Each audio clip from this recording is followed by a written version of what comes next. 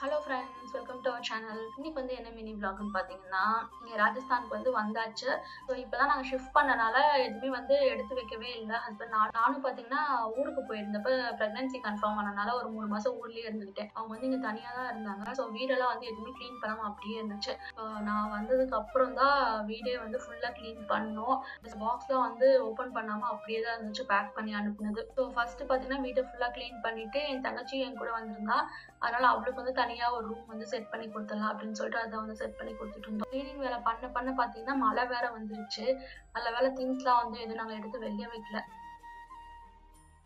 அதுக்கப்புறமா ஈவினிங்கா பார்த்தீங்கன்னா கொஞ்சம் வெஜிடபிள்ஸ்லாம் வாங்கலாம் அப்படின்னு சொல்லிட்டு பக்கத்துல இருக்கிற ஷாப்புக்குலாம் போயிருந்தோம். இது வந்து குட்டி மார்க்கெட் மாதிரி இருந்துச்சு. அங்க வந்து மேக்ஸிமம் ஓரளவுக்கு எல்லா வெஜிடபிள்ஸும் வச்சிருந்தாங்க. பட் ரேட் வந்து ரொம்ப ஜாஸ்தியா இருந்துச்சு. அப்புறம் எப்படியோ ஒரு வழியா வாங்கிட்டு வீட்டுக்கு வந்தாச்சு. அவ்வளவுதான். நம்ம மறுபடியும் இன்னொரு மினி வ்ளாக்ல பார்க்கலாம்.